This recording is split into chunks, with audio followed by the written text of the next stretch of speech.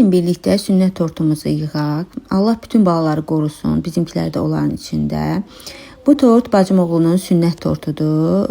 Mən də xalası olaraq sevə-sevə onun tortunu öz boynuma götürdüm və bişirdim. Elə olur ki, bəzən tort qətiyyən istədiyin kimi çıxmır, alınmır. Biskvitin istədiyin kimi şişmir, kremini alındıra bilmirsən, sıvıya bilmirsən.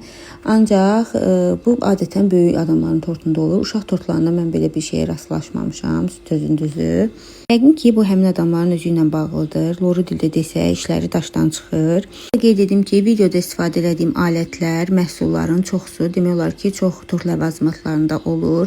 Hamısında demək olar ki, olur və bir də əgər tort ləvazimatları yeri yoxdursa yaxınlığınızda 1001 xırdavat cehizli yerlərinə də baxa bilərsiniz. Yəni hər yerdə doludur, belə deyək.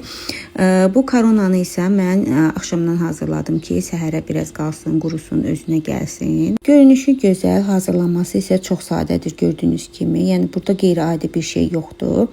Mən sadəcə olaraq balaca eləmişdim. Tortumu balaca nəzərdə tutmuşdum. Amma sonda tortu yığarkən korona gözümə çox balaca görsəndi və arxasından açdım, biraz böyütdüm. Və onu da görəcəksiniz. Hər bir şeyə çarə var təbii ki. Mən tort hazırlamağı elə videolara, blogerlərə baxa-baxa öyrənmişəm.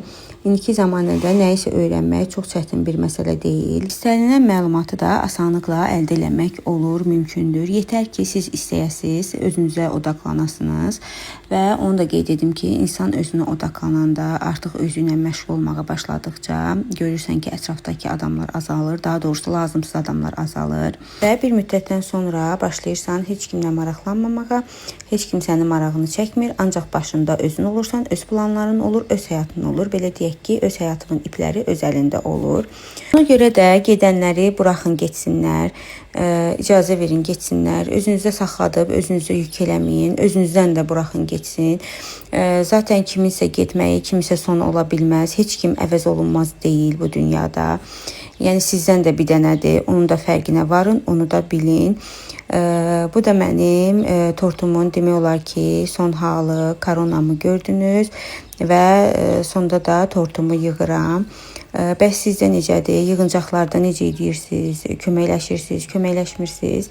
Onu da qeyd edin və tortum necə oldu? Bəyəndinizmi? Nə dərəcədə öyrədici oldu? Onu da bilmək istəyirəm.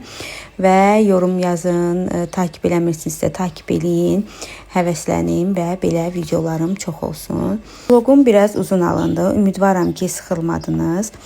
Bu dəfəlik bu qədər. Hələlik.